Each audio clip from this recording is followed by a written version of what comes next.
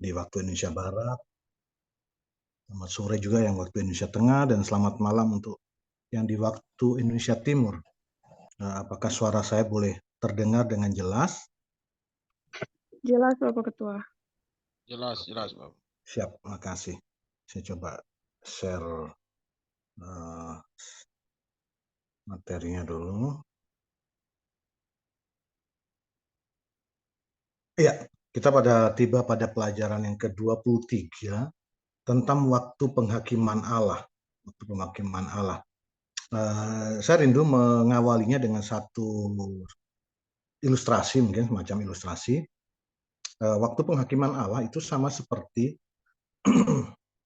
jika kita lagi sekolah, lagi kuliah, ada deadline yang harus kita penuhi terkait mengumpulkan tugas, mengumpulkan PR, tugas-tugas, dan lain sebagainya. Dan bagi kita yang sementara bekerja, waktu penghakiman Allah itu bisa saja seperti saat kita akan tiba pada masa audit, ada inspeksi. Mungkin kalau yang ASN bisa saja inspeksinya dari BPK, Badan Pemeriksa Keuangan, BPKP, Inspektorat, atau yang dari swasta mungkin pengawas internal. Ya. Saat kita akan menghadapi jadwal-jadwal pemeriksaan, jadwal-jadwal mengumpulkan tugas, itu biasanya adalah suatu waktu yang tidak menyenangkan. Kalau bisa, biasanya waktu kumpul tugas ya kita lebih baik tidak masuk kelas, tidak masuk kuliah, ya, atau waktu pemeriksaan kita mungkin didapati sementara melakukan perjalanan dinas atau sakit dan lain sebagainya. Yang penting bisa menghindari waktu pemeriksaan tersebut. Ya. Nah, itulah yang kadang kita tidak suka saat diminta mempertanggungjawabkan tugas tanggung jawab yang menjadi bagian kita. Dan Tuhan kita pun seperti itu.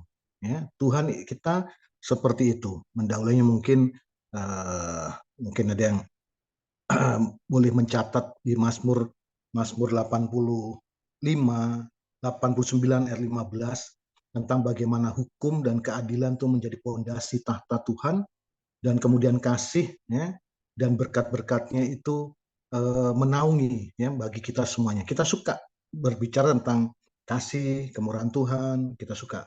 Tetapi kadang kita tidak ingat juga bahwa ada tanggung jawab, ada pertanggungjawaban, ada penghakiman yang Tuhan minta. Dan itulah yang akan kita pelajari malam hari ini, sehingga kemudian kalau kita kumpul tugas di sekolah atau di tempat kuliah, biasanya kalau kita ingat kita boleh dekati teman-teman yang pintar. Ya, apa tugas mana? Boleh lihat ya, kita salin cepat-cepat kita kumpul. Tapi ingat, pertanggungjawaban di hadapan Tuhan itu bersifat pribadi dan kita harus mempertanggungjawabkannya pribadi. Ya, tidak bisa kita mencangkokkan tugas pertanggungjawaban orang lain dan kita ikut di dalamnya. Demikian juga sebaliknya, Tuhan tidak inginkan seperti itu. Ya, dan kita akan awali dengan satu pertanyaan pertama. Ya, pekabaran apa yang diberikan dalam Wahyu 14 ayat yang ke-7? Ya, bisa dikatakan, dan ia berseru dengan suara nyaring, takutlah akan Allah dan muliakanlah dia, karena telah tiba saat penghakimannya. Dan sembahlah dia yang telah menjadikan langit dan bumi dan laut dan semua mata air. Jadi ada pekabaran yang mengatakan bahwa telah tiba saat penghakimannya. Sehingga kemudian seruan malaikat ini, ada 3 malaikat, nanti kita belajar lebih lanjut, tetapi salah satunya mengatakan bahwa takutlah akan Allah, muliakanlah dia. Ya, takut akan Allah menjadi penting, memuliakan Tuhan dalam kehidupan penting. Karena apa? Karena telah tiba saat penghakimannya. Jadi saat penghakiman Tuhan, saat kita mempertanggungjawabkan apa yang telah Tuhan titipkan bagi kita, apa yang telah kita nikmati dari berkat Tuhan, kita harus mempertanggungjawabkannya. Yang berikutnya, ya, kapan jam penghakiman Allah itu? Ya, kita akan belajar semuanya dari konteks Alkitab, Daniel 8 ayat 14. Kita lompat dari Wahyu ke kitab Daniel. Maka ia menjawab, sampai lewat 2300 petang dan pagi, lalu tempat kudus itu akan dipulihkan dalam keadaan yang wajar. Ada kalimat ini nubuatan panjang, dari yang Alkitab dicatat oleh Alkitab, dan saya rindu kita boleh mempelajarinya di sini karena ada peringatan-peringatan Tuhan, bagaimana ada contoh-contoh juga bahwa ada batas pengasihan Tuhan juga bagi umat di waktu yang lalu, sehingga kita tidak mengalami atau tidak mengalami kesalahan yang sama, kesalahan yang sama. Jadi lewat 2.300 petang dan pagi, lalu tempat kudus itu akan dipulihkan dalam keadaan yang wajar. Di sini petang dan pagi, itu kita harus ingat kenapa petang dan pagi, karena itulah batas satu hari yang Tuhan nyatakan dari matahari terbenam, pagi matahari terbenam, itulah satu hari yang Tuhan nyatakan. Kadang kita melewatkan itu, jadi kalau sekarang ini pertanyaannya sekarang masih hari Selasa atau sudah hari Rabu? Nah, saya agak sedikit melenceng tapi mengingatkan kita, Alkitab mencatat bahwa pergantian hari itu adalah dari petang sampai petang. Ya. Dan lanjut, kemudian kenapa 2.300 petang dan pagi? 2.300 petang dan pagi ini akan menjadi dasar bagaimana kita melihat perhitungan waktu Tuhan, seperti apa yang menjadi dasar bahwa nubuatan 2.300 petang dan pagi itu diartikan sama dengan 2.300 tahun. Bilangan 4 ayat 34 mengatakan, sesuai dengan jumlah hari yang kamu mengintai negeri itu, yakni 40 hari, satu hari dihitung 1 tahun, jadi 40 tahun lamanya kamu harus menanggung akibat kesalahanmu, supaya tahu rasanya jika aku berbalik daripadamu. Ini bagaimana cerita Musa mengirim mengirim pengintai, 12 pengintai, lamanya itu 40 hari, dan dari 12 itu hanya 2 yang memberikan kabar yang sebenarnya, yang sebenarnya. Dan kemudian Yeskel 4 ayat 6 bagian B, saya ambil bagian B-nya saja karena ayatnya panjang, nanti boleh baca sendiri. Aku menentukan bagimu 1 hari untuk 1 tahun. Nah, ini yang menjadi dasar nanti bagaimana nubuatan 2.300 petang dan pagi menjadi suatu nubuatan panjang sebagai dasar waktu Tuhan, waktu penghakiman Tuhan. Kita boleh melihatnya di dalam konteks secara alkitabiah. Ya, yang berikutnya. Nah, peristiwa apa yang menjadi awal dari nubuatan 2.300 petang dan pagi tersebut? Peristiwanya, setiap nubuatan akan, kalau sudah digenapi, ceritanya akan menjadi suatu bagian dari sejarah. Ya. Nanti akan ada satu bagan yang kita boleh lihat bersama, satu bagan timeline yang kita boleh lihat. Ya. Itu diawali dari cerita bagaimana bangsa Israel dibuang ke pembuangan Babylon, dan kemudian hingga pada zaman Artasasta, kemudian Raja Artasasta mengizinkan bangsa Israel kembali ke Yerusalem, membangun Yerusalem, membangun Ka'bah, Yerusalem kembali. Dan itu dimulai, ini sejarahnya dari Esra 7 ayat 11 sampai ayat 26 sebenarnya, saya baca hanya ayat 11 dan 13. Inilah salinan surat yang diberikan Raja Artasasta kepada Esra, imam dan ahli kitab itu, yang ahli dalam perkataan segala perintah dan ketetapan Tuhan bagi orang Israel. Ayat 13-nya, olehku telah dikeluarkan perintah bahwa setiap orang di dalam kerajaanku yang termasuk orang Israel, awam atau para imamnya, atau orang Lewi, dan yang rela pergi ke Yerusalem, boleh turut pergi dengan engkau. Jadi karena ini berupa salinan surat, itulah yang disebut sebagai Dekret Artasasta, menjadi dasar orang Israel boleh kembali ke Yerusalem dan membangun kota Yerusalem serta membangun Ka'bah. Dekret Artasasta itu dicatat dalam catatan sejarah, yaitu dikeluarkan pada tahun 457 sebelum Masehi. Itu yang menjadi fondasi, dan Alkitab mencatat itu, dan memang kita akan melihatnya juga berdasarkan bukti sejarah yang ada. Yang berikutnya, ini kapan waktu penghakiman Allah itu? 1 Petrus 4 ayat 17 untuk kita yang saat ini ada. Karena sekarang telah tiba saatnya penghakiman dimulai, dan pada rumah Allah sendiri yang harus pertama-tama dihakimi. Dan jika penghakiman itu dimulai pada kita, bagaimanakah kesudahannya dengan mereka yang tidak percaya pada Injil Allah?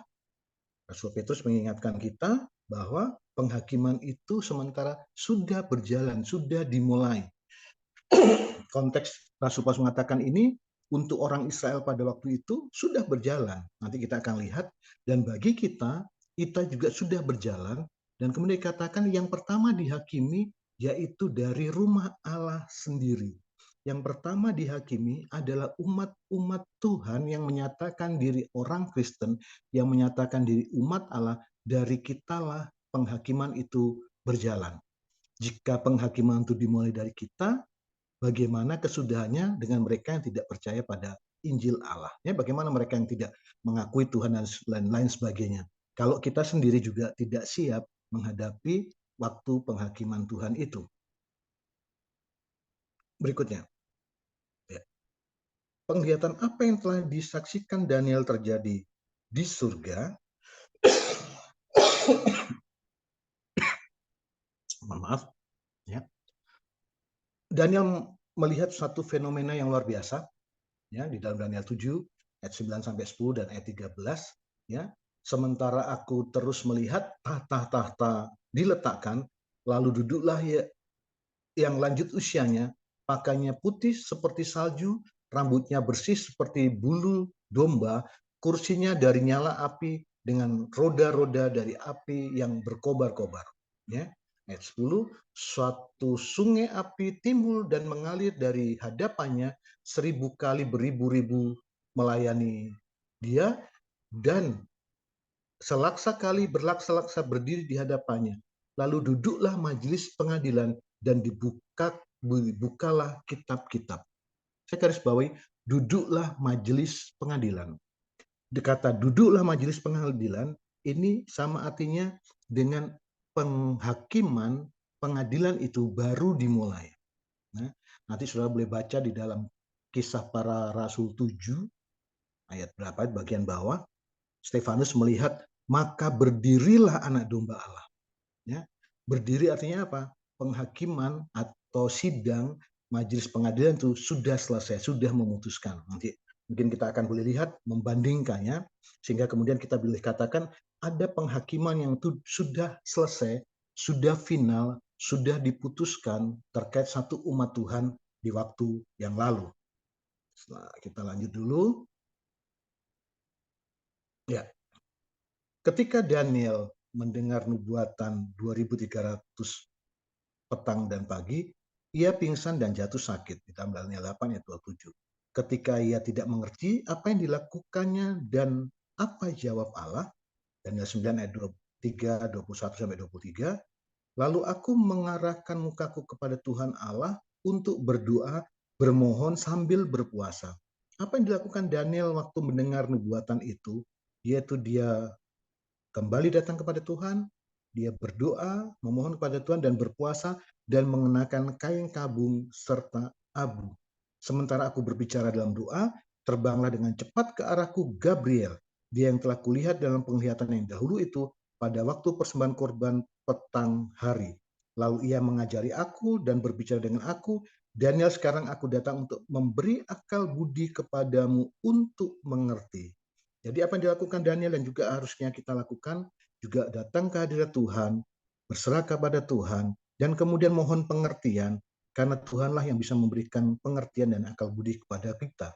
Ketika engkau menyampaikan permohonan, keluarlah satu firman, maka aku datang untuk memberitahukannya kepadamu, sebab engkau sangat dikasihi, jadi camkanlah firman itu, dan perhatikanlah penglihatan itu. Jadi penglihatan ini cukup penting, sehingga ditekankan kepada Daniel untuk apa? Mencamkan firman itu dan memperhatikan penglihatan itu. Berikutnya, bagian manakah dari nubuatan 2300 hari itu yang ditentukan bagi bangsa Yahudi? Apa maknanya ditentukan itu? Ya, Daniel 9 ayat 24. 70 kali 7 masa telah ditetapkan atas bangsamu.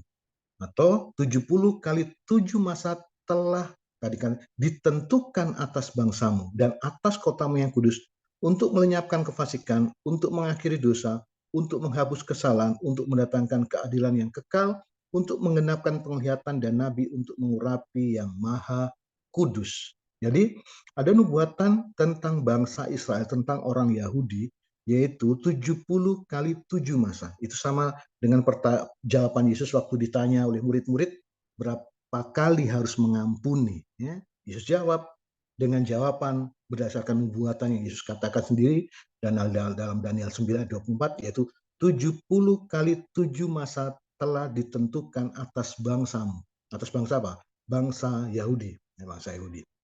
Kita lanjut dulu.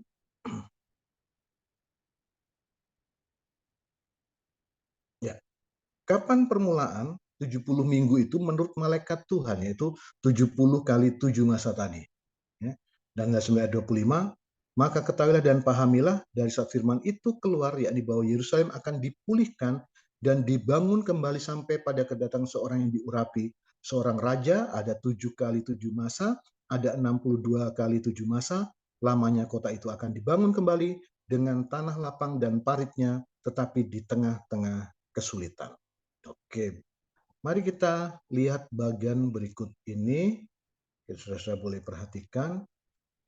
Jadi ada nubuatan panjang 2.300 petang dan pagi, 2.300 tahun. Di dalam 2.300 tahun itu terbagi, nih kalau kita boleh lihat tahun-tahunnya berdasarkan sejarah yang dicatat, ya. Tahun awal yaitu 457 berdasarkan dekret Artasasta tadi. Dan kemudian berdasarkan tadi kitab Daniel 9 ayat 25, ada 7 kali 7 masa, 7 minggu, ya, 49 tahun, ya, 7 kali 7, 49. Itu adalah masa di mana dikatakan Yerusalem akan dipulihkan dan dibangun kembali, ya, sampai pada kedatangan seorang yang diurapi. Jadi pada saat itulah waktu di mana Yerusalem dibangun kembali, selesai dibangun, ya, pada saat pemerintahan Raja Artasasta, yaitu sepanjang 49 tahun. Dan kemudian ada 62, ya, 62 kali 7 masa, ya, 62 kali 7 masa. Batasnya yaitu tak di sini katakan, oke, sampai kedatangan seorang yang diurapi. Sampai kedatangan yang diurapi ini artinya bahwa kita boleh lanjut dulu, nanti baru kembali ke bagan. Ya. Ya. Sesudah ini Daniel 9 lanjutan ayat 26, sesudah ke-62 kali 7 masa itu akan disingkirkan seorang yang telah diurapi, padahal tidak ada salahnya apa-apa, maka datanglah rakyat, seorang raja memusnahkan kota dan tempat kudus itu. Tetapi raja itu akan menemui ajalnya dalam air bah, dan sampai pada akhir zaman akan ada peperangan dan pemusnahan seperti yang telah ditetapkan. Ya. Pada ayat 25 tadi, maka ketahuilah dan pahamilah pada saat firman itu keluar, yakni bahwa Yerusalem akan dipulihkan dan dibangun kembali sampai pada kedatangan seorang yang diurapi. Ya. Seorang yang diurapi, yaitu kalau kita kembali ke Pagan, 7 kali 7 masa ini, yaitu pada tahun akhirnya 408, dan kemudian akhir dari 62 kali 7, yaitu artinya 483 tahun, itu tahun 27 Masehi. Tahun 27 Masehi itu tahun di mana Yesus diurapi, atau bahasanya Yesus dibaptiskan. Ya, dia yang diurapi tahun 27 Masehi. Kemudian masih ada 1 kali 7 masa, ya, 1 kali 7 masa. Ini kita baca sekali lagi.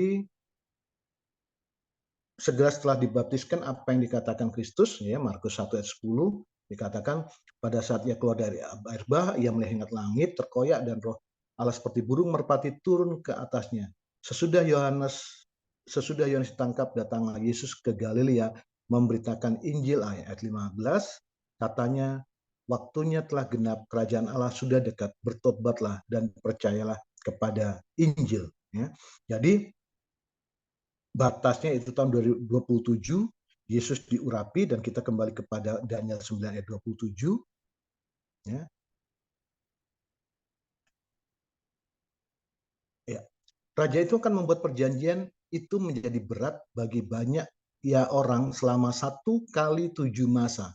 pada pertengahan 7 masa itu, ia akan menghentikan korban sembelihan dan korban santapan, dan di atas sayap kekejian akan datang yang membinasakan, sampai pemusnahan yang telah ditetapkan menimpa yang membinasakan itu, Oke, kita kembali ke gambar ini, ya, tabel ini. Dikatakan ada 1 kali 7 masa, dan di pertengahan itu, ya, di pertengahan masa 7 masa itu, ia akan menghentikan kurban sembelihan dan kurban santapan. Itulah tahun waktu, tahun 31, karena 7 tahun, 3,5 tahun, ya 27 tambah 3,5 tahun, tahun 31 Masehi, itulah waktu di mana Yesus disalibkan. Saat Yesus disalibkan, terjadi suatu kejadian, yaitu apa? Tirai di bilik yang maha suci terbelah, sehingga kemudian waktu itulah menjadi waktu bagaimana umat-umat Tuhan tidak lagi membawa kurban-kurban persembahan ke bait suci. Karena itu sudah dihentikan. Korban sembelihan dan korban santapan itu sudah dihentikan, ya, dan wujudnya yaitu pengorbanan Yesus di kayu salib, di kayu salib. Yang berikutnya,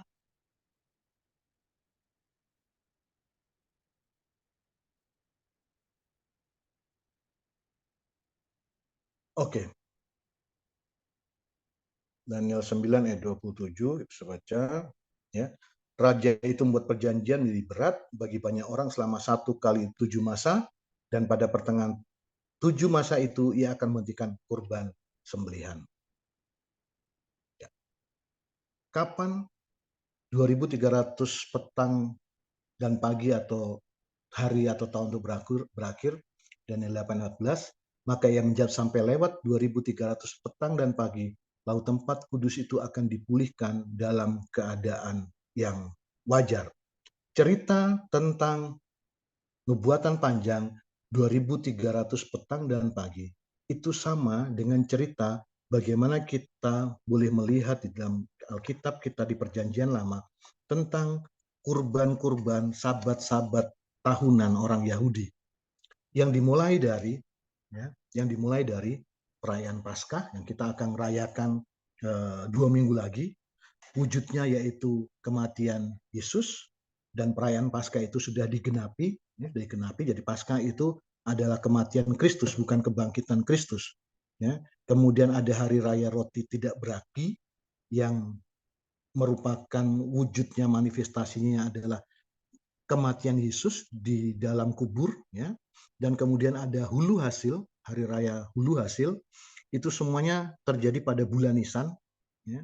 Dan itu wujudnya yaitu kebangkitan Kristus, yaitu hari raya hulu hasil, dan kemudian Pentakosta, turunnya Roh Kudus, terus kemudian ada tiup serune, dan akhirnya yang terakhir yaitu hari raya pendamaian. Hari raya pendamaian itulah akhir dari nubuatan 2300 petang dan pagi, di mana wujudnya Yesus mengadakan pendamaian di bait suci surga. Ya, di sini dikatakan, ya, tempat kudus itu akan dipulihkan dalam keadaan yang wajar karena tanggung jawab Yesus, ya, ia adalah seorang imam besar. Ya. Seruan apakah yang diberikan oleh Paulus? Kisah Para Rasul 17 ayat 30 sampai 31. Dengan tidak memandang lagi zaman kebodohan, maka sekarang Allah memberitakan kepada manusia bahwa di mana-mana semua mereka harus bertobat. Karena ia telah menetapkan suatu hari pada waktu mana ia yang dengan adil akan menghakimi dunia oleh seorang yang telah ditentukannya. Sesudah ia memberikan kepada semua orang suatu bukti tentang hal itu dengan membangkitkan dia dari antara orang mati. Baik, pelajaran malam hari ini menolong kita untuk boleh melihat bahwa waktunya sudah demikian dekat.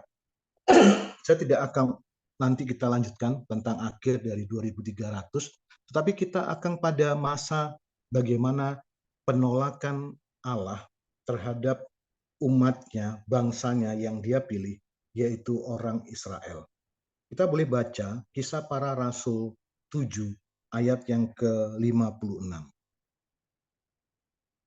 Ya, perikop di atasnya tentang Stefanus dibunuh, dan Saulus hadir. Ini tadi saya menggambarkan tentang bukti bagaimana penghakiman dimulai, kitab-kitab dibuka,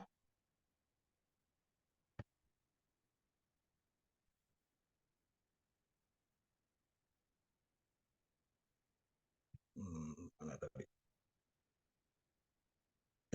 Ya, Daniel 7 ayat 9, 10 dan 13, duduklah majelis pengadilan.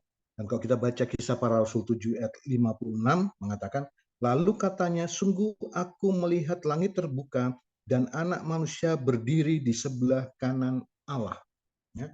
Artinya penghakiman untuk orang Israel sudah dinyatakan akhir dari nubuatan 70 kali 7 masa dari Daniel 9:24, 70 kali 7 masa telah ditetapkan atas bangsamu dan atas kotamu yang kudus untuk melenyapkan kefasikan, untuk mengakhiri dosa, ya, untuk mengakhiri dosa.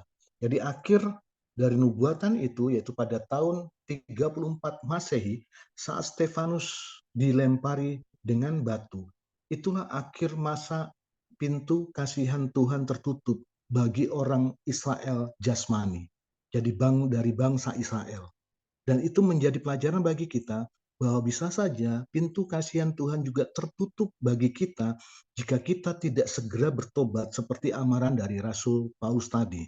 Ya, Tuhan mau kita bertobat, kita memahami kebenaran-kebenaran firman Tuhan, dan kita kemudian mempertanggungjawabkan hidup ini karena ada pengalaman buruk dari umat Tuhan, bangsa pilihan Tuhan yang Tuhan sendiri telah tolak. Dan kemudian dari pengalaman Stefanus itu, berkat tanggung jawab pekabaran Injil menjadi menara suar untuk orang boleh mendengar tentang Allahnya orang Israel yang disebut dulu dikatakan sebagai Yahweh Elohim, dan kita mengenalnya dengan Tuhan Yesus Kristus, menjadi tanggung jawab kita untuk memperkenalkan itu. Dan itulah menjadi penting bagi kita untuk mempelajari. Nanti kita akan lanjutkan bagian ini lebih lanjut. Tetapi itulah batas kemurahan Tuhan bagi orang Israel. Dan bagaimana batas kemurahan Tuhan bagi masing-masing kita yang tahu, kita siap tidak menghadapi penghakiman Allah, tetapi hal yang perlu direnungkan yaitu tulisan dari Rasul Paulus dalam Kisah Para Rasul 17 ayat 30 sampai 31. Kisah Para Rasul ini tulisan dari Rasul Lukas sebenarnya. Ya. Dengan tidak memandang lagi zaman kebodohan, maka sekarang Allah memberitakan kepada manusia bahwa di mana-mana semua mereka harus bertobat. Penting bagi kita untuk melihat peta zaman ini, posisi kita ada di mana, ya, posisi kita ada di mana, dan nanti akan kita lihat ada di sini di slide itu juga kalau boleh dipelajari lebih lanjut, batas 2.300 petang dan pagi itu ada waktunya, ya, saya tidak akan bahas sekarang, nanti bab berikutnya kita akan boleh pelajari. Inilah waktu penghakiman Tuhan, ya, yang Tuhan nyatakan, dan saya rindu kembali, saya suka mengulang-ulang Kisah Para Rasul 17 ayat 11 yang menjadi beda antara kita dengan orang-orang Kristen yang lainnya. Semua orang Kristen boleh sama, tetapi ada pembedanya. Kisah Para Rasul 17 ayat 11 mengatakan, orang-orang Yahudi di kota itu lebih baik hatinya daripada orang-orang Yahudi di Tesalonika. Karena mereka menerima firman itu dengan kerelaan hati, dan setiap hari mereka menyelidiki kitab suci untuk mengetahui apakah semuanya itu benar demikian. Jadi mereka bukan cuma sekedar membaca, tapi menyelidiki kitab suci. Malam hari ini saya mengajak malah kita lebih banyak menyelidiki kitab suci kita untuk kita boleh melihat hidup kita seperti apa, bukan melihat orang lain, ya, bukan melihat orang lain, melihat kehidupan kita sehingga kita boleh paham, boleh tahu di mana posisi kita saat Tuhan menuntut kita harus mempertanggungjawabkan hidup ini. Sudahkah kita siap? Karena ada waktu penghakiman Allah yang sudah semakin dekat, dan penghakiman itu dimulai dari rumah Allah. Dan penghakiman itu akan dimulai dari kita-kita yang menyebut diri sebagai anak-anak Allah, orang-orang Kristen. Tuhan menolong berkati kita lewat pembelajaran malam hari ini. Dan apabila ada pertanyaan, ada hal-hal yang perlu didiskusikan juga atau ada tambahan, mungkin ada yang terlewat ya, dari apa yang saya jelaskan, saya silakan mungkin boleh sampaikan. Dan saya kembalikan kepada Mira. Dan berkati kita semuanya malam ini. Amin. Puji Tuhan. Terima kasih buat Bapak Ketua. Baik Bapak Ibu dan sahabat orang muda, sepertinya pelajaran malam ini lumayan berat karena berhubungan dengan tanggal-tanggal dan juga tahun-tahun nubuatan ya. Jadi memang sepertinya lumayan berat bagi kita di malam ini. Dan mungkin ada pertanyaan dari Bapak Ibu atau sahabat orang muda. Mungkin ada yang belum dimengerti atau ada hal yang menarik yang mau ditanyakan. Saya persilahkan baik kepada Bapak Ibu atau juga sahabat orang muda.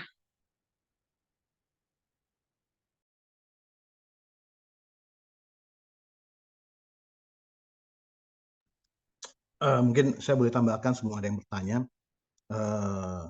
Saya mau katakan seperti ini. Tuhan tidak pernah mempersulit umat-umatnya datang menghampiri hadiratnya. Tuhan Yesus tidak pernah mempersulit anak-anaknya untuk memahami apa yang dia tuliskan di dalam firman-Nya. Ya. Kembali seperti Daniel tadi, berdoa minta hikmat Tuhan. Ya. Saya pun dengan kemampuan sendiri tidak akan bisa mengerti, memahami itu semua, tetapi yang menjadi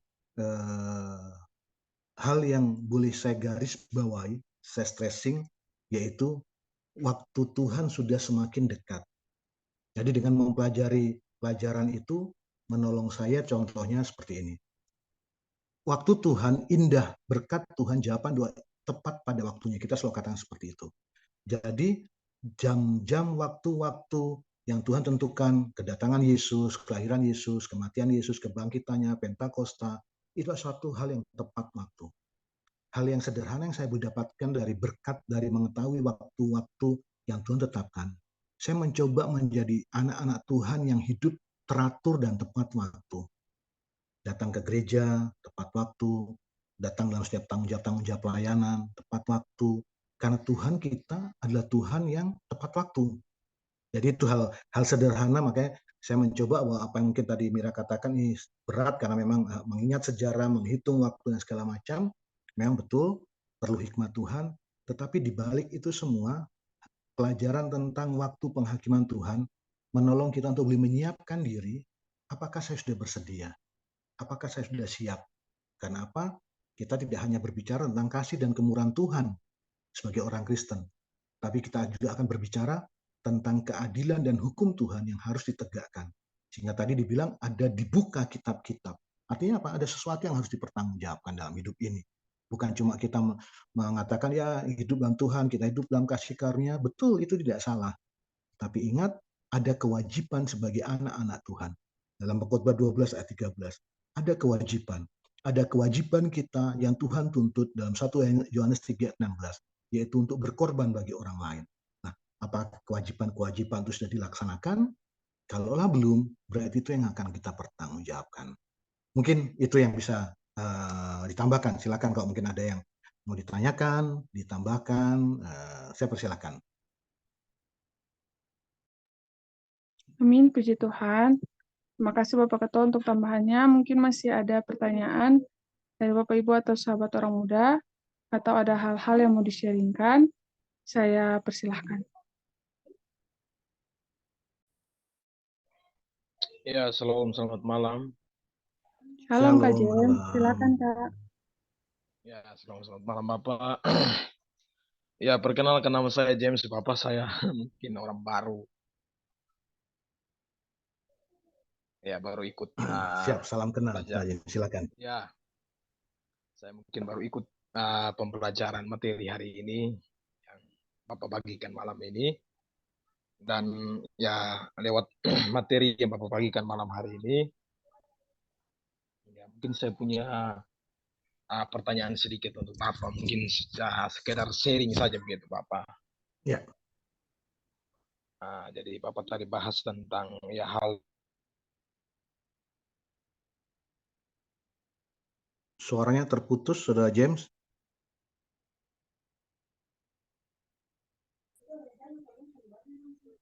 Sepertinya Kak James unmute. Oh, Jelas, jelas. silakan Kak James, tadi sepertinya tertekan. Dan Oh iya, ya. Baik, baik. Ya, jadi Bapak, yang saya ingin mau sharingkan begini Bapak. Ya, dalam menjalani hidup ini, sebagai orang percaya, ya sebagai orang-orang yang telah diselamatkan, ya saya secara pribadi, saya percaya bahwa kita diselamatkan hanya karena kasih karunia Allah, anugerah.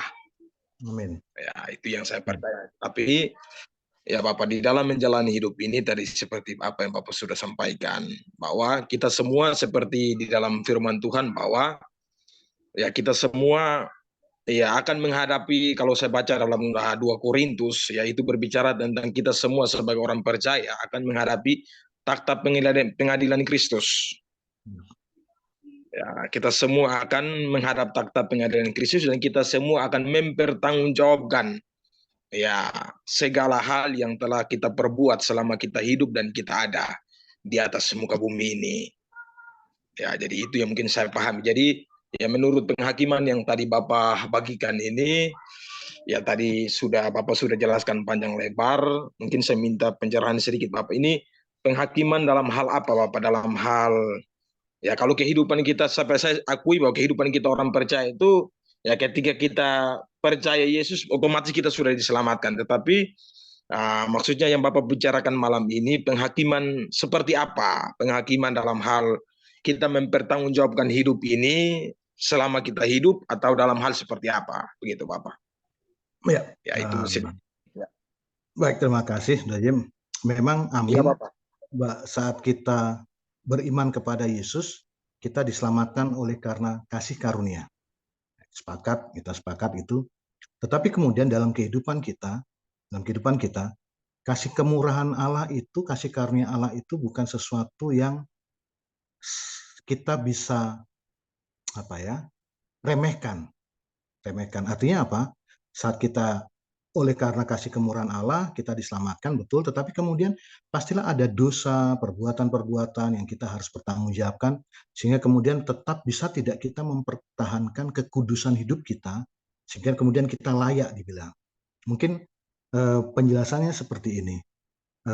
Mungkin ilustrasi sederhana, saya mungkin tertangkap polisi melanggar karena tidak pakai helm. Kemudian polisinya katakan, ya Pak lupa saya terburu-buru dengan berbagai alasan, kemudian polisi ini lepaskan saya. Saya mendapatkan kemurahan dari Bapak polisi itu. Bukan kasih karunia, saya tidak katakan kasih karunia. Kemurahan, saya dibebaskan. Dengan dibebaskannya itu apakah kemudian menjadi justifikasi buat saya tiap pakai kendaraan tidak pakai helm. Nah, seperti itu. Yang akan kita pertanggungjawabkan yaitu hidup kita ini. Kadang sering orang Kristen ya punya pemandangan pikiran secara umum bahwa saat kita mati kita akan masuk di surga. Ya. Itu kebanyakan orang Kristen akan berpikiran seperti itu. Tetapi Alkitab mengatakan orang mati tidak langsung ke surga. Orang mati itu tinggal di atas kubur, di dalam kubur, menunggu penghakiman Allah. Nah, penghakiman Allah itu menjadi patokan tadi saat kita hidup seperti apa. Jadi kita tidak bisa mengatasnamakan yang penting saya percaya Kristus, saya selamat. Jadi prinsipnya sekali selamat akan tetap selamat sebelumnya. Alkitab tidak pernah mengajarkan itu. Sehingga kemudian dikatakan ada pertobatan, ada penghakiman. Jadi kalau ada penghakiman berarti apa? Ada hal yang kita harus turut dan kemudian kita dibandingkan kehidupan kita menurut tidak dengan katakanlah kalau firman ini menjadi cermin, ya kita bercermin pada firman ini. Apakah kita bersih atau tidak, kemudian kita membersihkan kotoran itu atau tidak, berarti itulah yang akan Tuhan Yesus hakimi. Nah, waktu tadi yang saya ceritakan tentang tabel tadi, itu ada contoh bahwa ada umat Tuhan yang ditolak oleh Tuhan, yaitu bangsa Israel sendiri, ditolak oleh Tuhan. Sehingga kemudian keselamatan itu, tanggung jawab pekabaran Injil tidak lagi menjadi bagian bangsa, menjadi bagian kita sekarang yang disebut sebagai anak-anak Abraham secara rohani. Nah, seperti itu. Sehingga kemudian menjadi penting untuk kita boleh belajar menjadi bagian pengetahuan, bagi saya sih ini sebagai pengetahuan, sehingga kemudian kita lebih menyiapkan diri kita, bagaimana saya harus hidup di hadapan Tuhan. Saya harus hidup kemarin lebih baik dari hari sebelumnya. Hari ini harus lebih baik dari hari kemarin. Dan itulah yang mungkin yang bisa saya jelaskan jadi penghakiman, yaitu tentang hidup ini, Saudara James. Jadi itu tadi, keselamatan oleh kasih karunia, setuju. Tetapi kasih karunia Allah itu akan dipertanggungjawabkan. Artinya apa? Tidak sekali selamat akan selamat, tidak. Kita harus mempertanggungjawabkan bagaimana kalau kita percaya Yesus, tapi kemudian, mohon maaf kalau saya katakan tidak pernah ke gereja, nah, apa? Ya, saya tidak menghakimi, tapi itulah bagian nanti kalau kita berbicara tentang dosa, ada banyak hal. Dosa adalah pelanggaran hukum Allah, upah dosa adalah Jangan deh maut. ultra yang itu buka jualan ganti inilah. Lemah kamu. Dosa adalah tahu yang baik tidak dilakukan. Nah, itu bagian dari dosa, dan itulah yang harus kita bertobat dan kemudian kita hidup lebih baik dan berkenan di hadapan Tuhan.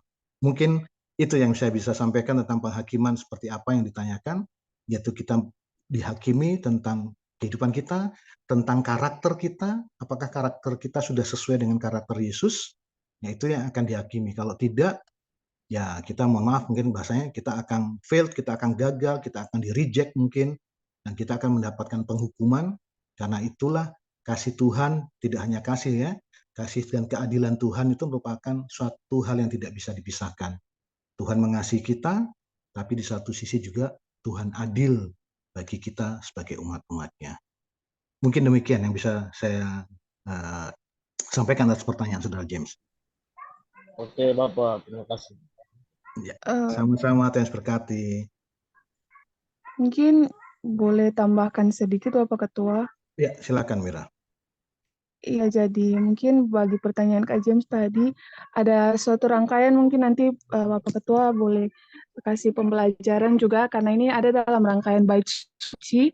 Jadi sekarang ini mengenai pekerjaan Tuhan Yesus juga, yang mana Tuhan Yesus sekarang sedang menjadi imam besar. Nah, inilah yang mungkin Bapak Ketua boleh jelaskan agar penghakiman ini lebih jelas, karena sekarang kebanyakan umat Kristen tidak tahu apa sebenarnya pekerjaan Tuhan Yesus.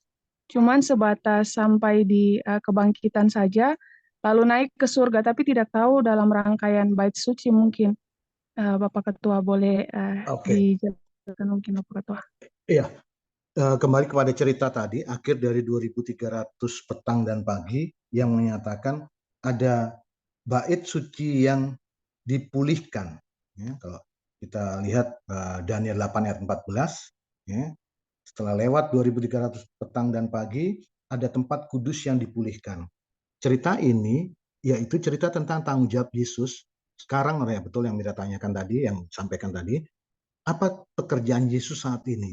Pekerjaan Yesus saat ini itu menjadi imam besar, mengantarai kita dengan Bapa. Karena tadi saya bilang penghakiman itu sementara berjalan. Dan apa yang Yesus buat? Yesus melakukan pekerjaan imam besar seperti apa yang dilakukan oleh Imam Harun waktu ada upacara Hari Raya Grafirat, Hari Raya Pendamaian.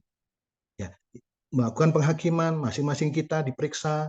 Ya, kita tidak tahu apakah penghakiman itu sudah lewat dari diri saya atau belum, lewat dari saudari Mira atau saudara James atau yang lainnya atau belum, kita tidak tahu.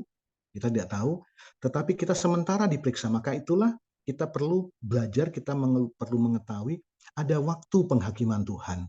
Nah, prosesnya seperti tadi di hari Grafirat kalau kita baca dalam kitab Imamat, ya, proses itu berlangsung dan sampai pada akhirnya diputuskan Yesus imam besar itu, yaitu waktu itu Harun membawa kurban darah itu, kemudian ditumpangkan kepada kambing hitam yang disebut Asasel, dan kemudian dihalau keluar daripada perkemahan, dan kemudian berkat korban yang lainnya ditaruhlah menjadi bagian domba yang akan dikurbankan, yaitulah wujudnya daripada pengorbanan Yesus. Jadi kalau kita sudah diputuskan kita berdosa, maka kita tidak akan mendapatkan apa yang kita inginkan, yaitu keselamatan. Kita akan memenuhi apa yang dikatakan di Wahyu pasal 6, kalau Yesus datang kita masih hidup, kita akan minta mati. Ya, bahasa kita itu runtuhlah pada gunung batu, runtuhlah menimpa aku, karena aku tidak tahan melihat kemuliaan anak Allah yang datang. Kita minta mati. Artinya apa? Saya tidak siap mempertanggungjawabkan hidup ini. Saya tidak siap karena apa? Karakter saya, hidup saya tidak seperti karakter dan hidup daripada Yesus. Nah, itu yang terjadi. Dan Yesus sekarang ini menjadi pengantara kita, menjadi imam besar di bait suci surga, sampai kemudian kapan selesainya tidak ada yang tahu. Ya, tidak ada yang tahu. Saya tidak mengajak kita tadi membaca garis waktu tadi kemudian menghitung kapan Yesus datang, tidak. Saya tidak ada dalam ruang itu. Tetapi apa yang dicatat di Alkitab itu yang kita pelajari. Apa yang tidak dicatat di Alkitab itu bagian dari kehendak Tuhan yang kita harus turuti dan menunggu waktu Tuhan. Itu yang mungkin yang bisa dijelaskan. Tanggung jawab Yesus sekarang saat ini ada di dalam bait suci surga, melakukan pekerjaan pengantaraan, melakukan pekerjaan sebagai imam besar, membuka kitab-kitab, ya, kitab-kitab kehidupan, kitab catatan-catatan, buku-buku kehidupan, dan kemudian kalau kita sudah ada lewat dalam penghakiman, apa yang terjadi? Kalimatnya ada di Alkitab juga, di dalam kitab Wahyu yang mengatakan yang baik akan terus bertambah baik, yang kudus akan terus menguduskan dirinya, tetapi yang jahat, yang cemar akan terus tambah cemar, tambah jahat dalam hidup ini. Nah, saat ini kita pada posisi seperti apa? Nah, kita pasti akan masih ada naik turun, ada fluktuasi.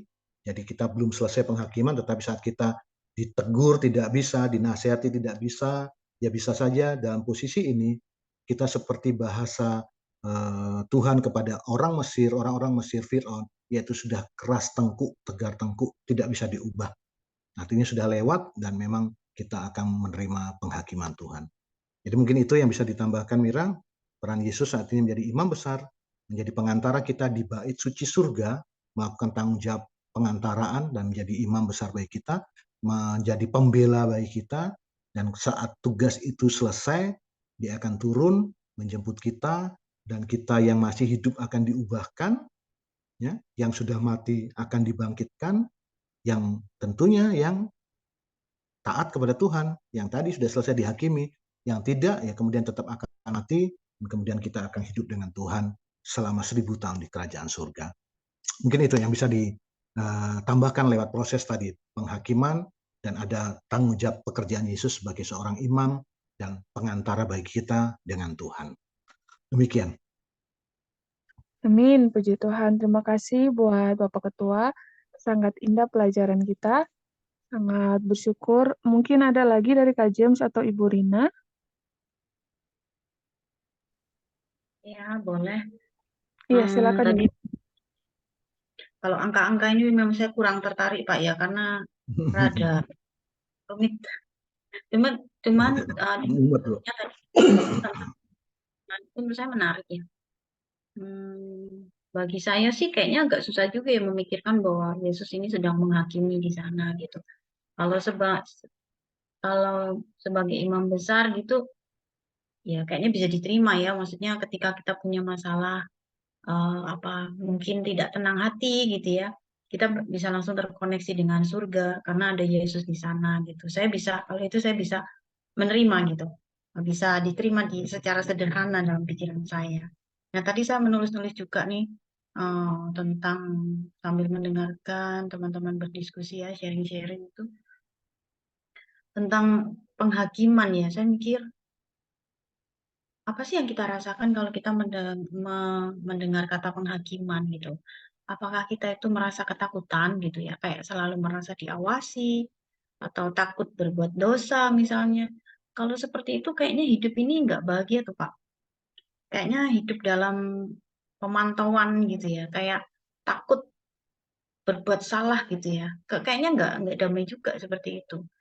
Nah, lepas dari itu tadi ini ya, kayak Tuhan mengingetin saya di hati saya tentang firman-Nya ini di Yohanes 14 ayat 26. Ini saya baca ini.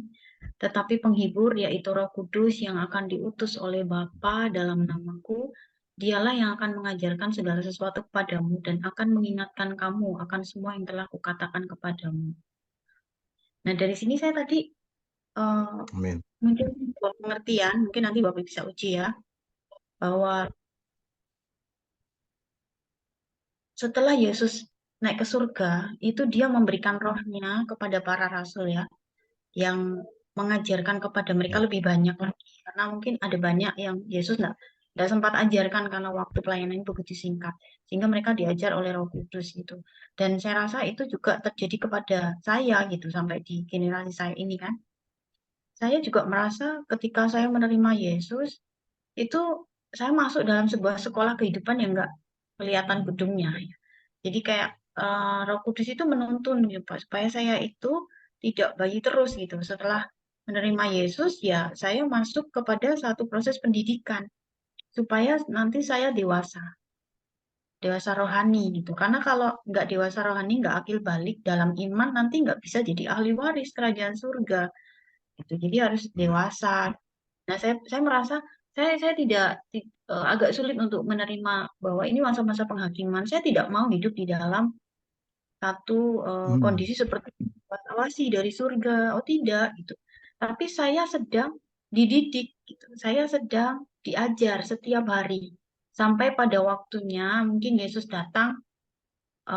Saya tidak tahu kapan ya, atau sampai hidup saya terakhir di bumi kapan saya tidak tahu. Tapi itu masa pendidikan saya akan diajari ya supaya saya tahu rencana Tuhan ya, supaya saya dipersiapkan menjadi saksi-saksi Tuhan seperti para rasul ya, bersaksi gitu.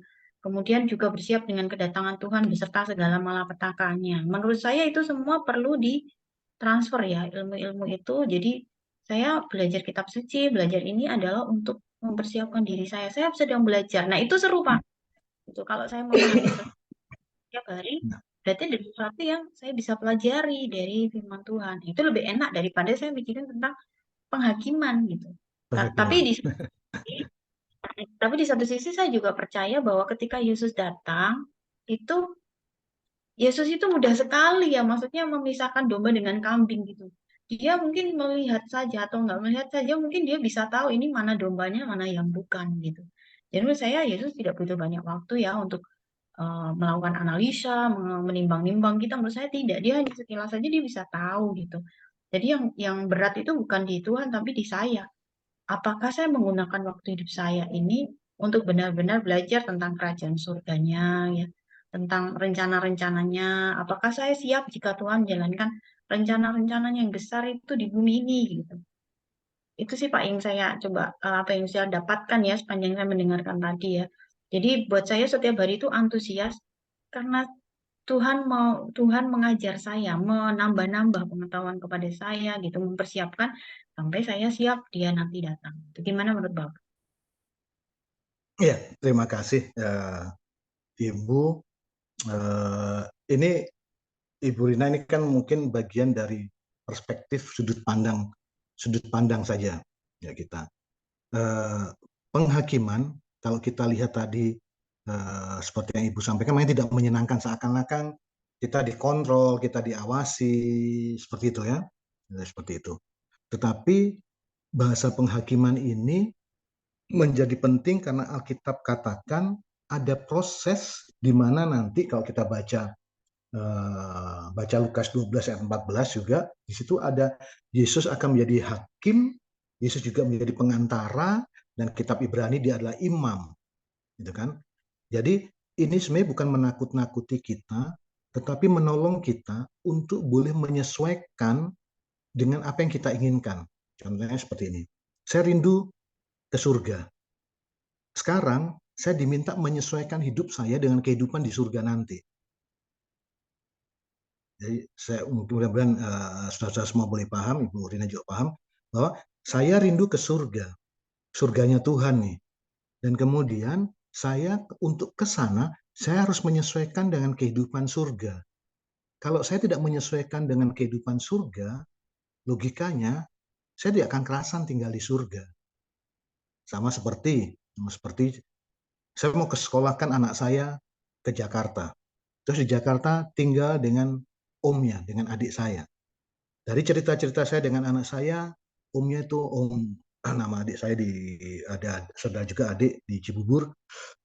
Kata cerita Om Berna itu tepat waktu loh. Nah, adik sekali dia tepat waktu pulang segala macam.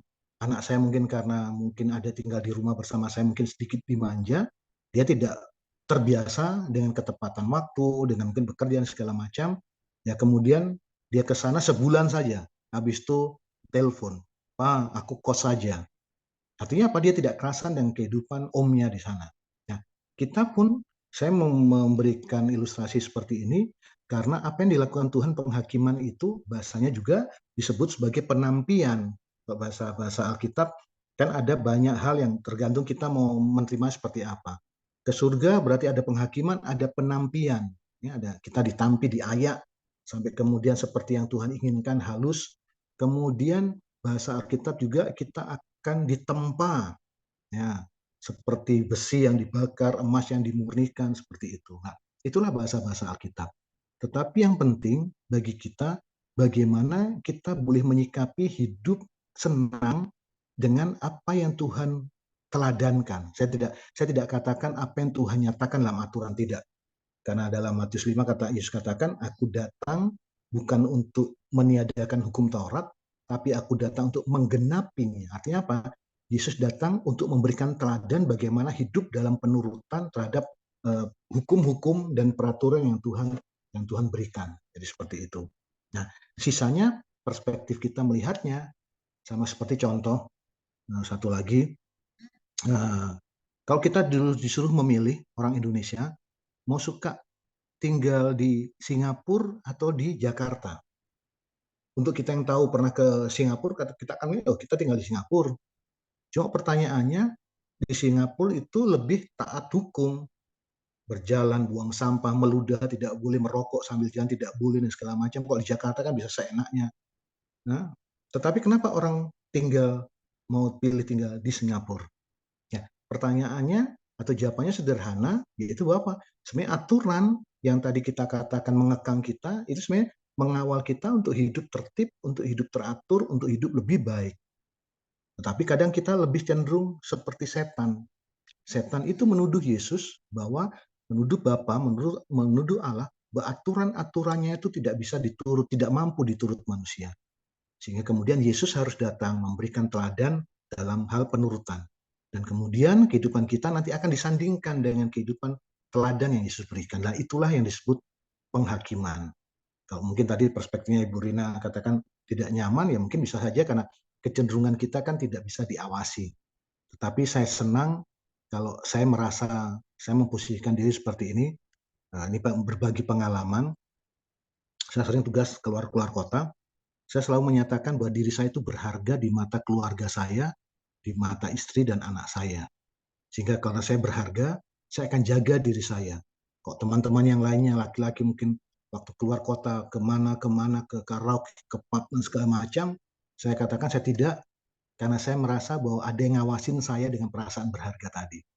Jadi pengawasan tadi yang Tuhan berikan menjadi guidance untuk kita boleh apa? Hidup lebih terkontrol, mungkin seperti itu. Jadi masing-masing kita boleh melihat bagaimana, makanya tadi saya katakan Tuhan tidak pernah mempersulit kita untuk menghampiri hadiratnya, Tuhan tidak pernah mempersulit kita untuk mengerti apa yang Tuhan inginkan kita mengerti, tetapi Tuhan akan menuntun kita dengan apa latar belakang kita, seperti tadi Ibu Rina dengan perspektif yang berbeda, saya cukup paham, tetapi Tuhan mau kita tadi menyamakan, kalau kita mau ke surga, otomatis jangan sampai kita tidak kerasan di surga dan kita malah keluar memilih mau ke neraka nih gitu ya. Kenapa?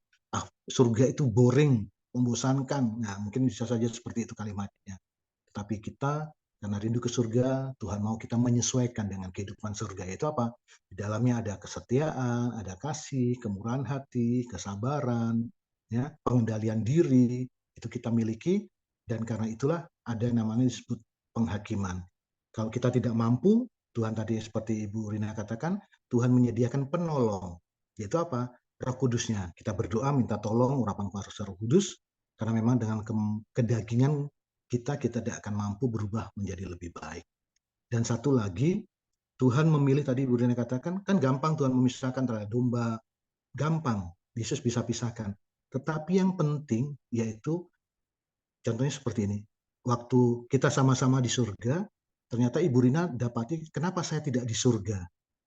Kan pasti Ibu Rina yang itu Saudara Andre, kan kita belajar Alkitab, dia mengajarkan, kenapa tidak ada di surga? penghakiman itu terbuka, Tuhan akan memberikan penjelasan dan Ibu Rina yang lainnya akan tahu kenapa saya tidak ada di surga. Dan kemudian hal yang terindah yang ada di surga itu yaitu nanti kalau ternyata saya ada di surga. Kenapa hal terindah? Karena saya merasa tidak layak ada di surga, tetapi kemudian Tuhan izinkan masuk ke surganya Tuhan. Ya, seperti itu. Ada orang-orang yang kita anggap tidak layak ternyata ada di surga. Ada orang yang kita anggap layak ternyata tidak ada di surga, ya sebaliknya. Tapi kemudian hal yang terindah, keajaiban yang luar biasa yaitu apa? Saat saya ada di surga, saya merasa bersyukur karena sebenarnya saya merasa tidak layak ada di surga. Nah, itulah bukti penghakiman, sehingga waktu kita boleh melihat kenapa si A dihakimi, kenapa Mira tidak ada di surga, kita akan tahu dan tidak bisa ada ada kebohongan, ya, tidak ada seperti otoriter itu Tuhan itu, oh ini aku senang dia di surga, ini tidak. Semua akan terbuka dan itu bagian dari penghakiman Allah, dan semua umat manusia yang masuk surga dan yang tidak masuk surga tahu kenapa saya ada di surga dan kenapa saya tidak ada di surga. Itu yang menjadi luar biasanya Tuhan kita, dan itulah menjadi bagian yang saya mengajak kita menyelidik firman Tuhan, apakah benar demikian?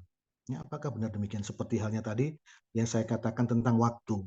Ya, menurut Alkitab pergantian waktu menurut Alkitab kapan? Makanya saya tanya, hari ini sebenarnya sudah hari Rabu atau baru masih hari Selasa, tunggu jam 24.00. Alkitab katakan pergantian hari dari matahari terbenam sampai matahari terbenam itulah 1 hari. Dari maghrib sampai maghrib itulah pergantian hari. Tetapi kemudian ada yang merubah itu, ada merubah. Ya sudah terserah. Tetapi kita sebagai umat percaya, kita tahu bahwa pergantian hari adalah dari matahari. Nah, itulah bagian dari kita mempelajari dan menyelidik apa yang dikatakan firman Tuhan. Demikian, Ibu Rina, mohon maaf mungkin kalau agak terlalu panjang penjelasannya. Tuhan berkati kita.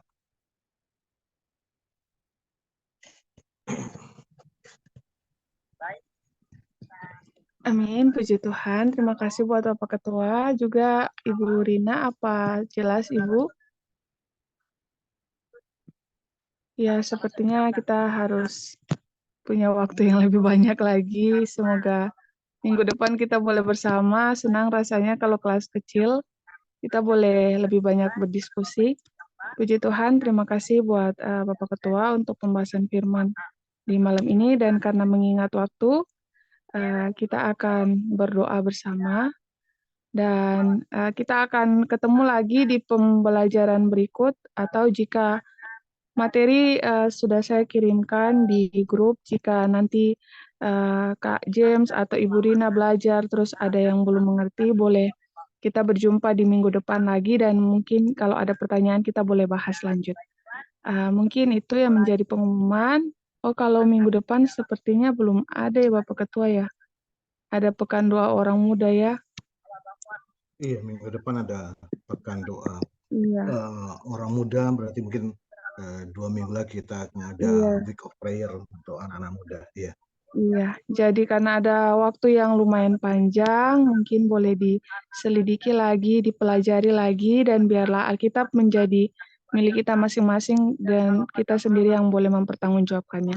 Untuk menutup, boleh minta kesediaan Bapak Ketua juga, pimpin kita dalam doa, doakan Ibu Rina atau Kak James, mungkin ada usulan doa di malam ini, untuk dapat didoakan bersama dari Ibu Rina atau dari Kak James. Berdoa untuk ketekunan belajar firman ya, itu saja. Amin, puji Tuhan. Iya, nanti mungkin Ya, Ibu Rina biasa. dari saya. Ya, silakan Kak. Ya, kalau dari saya mungkin minta dukungan doanya tetap setia melayani Tuhan. Amin. Amin.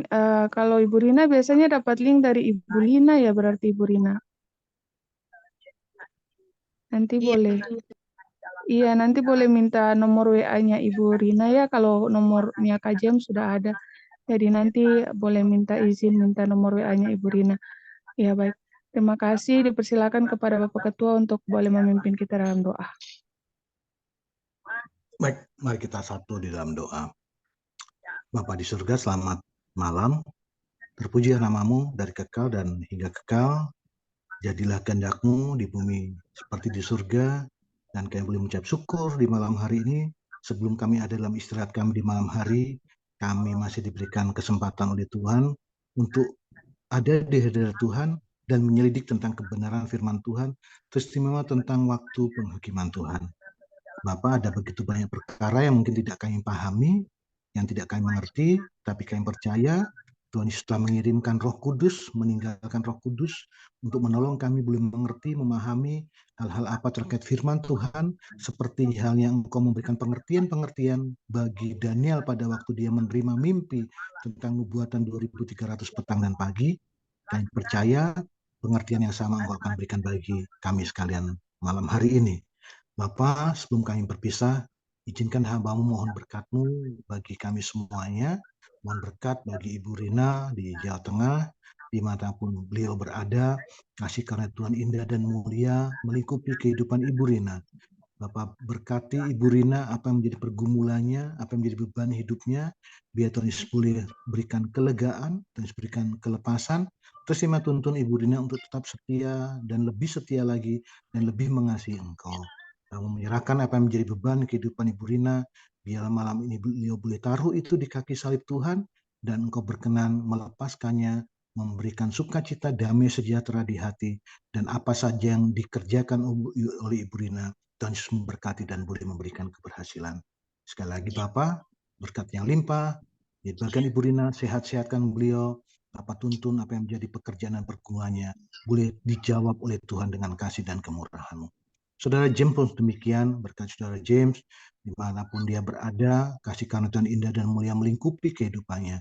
Berkati apa yang menjadi pergumulannya, berkati tanggung jawab pelayanannya, berkati pekerjaannya, berkati dia pribadi, keluarga, dan berkati kasih karunia Tuhan indah dan mulia menjadi bagian anak Tuhan, Saudara James di dalam kehidupannya.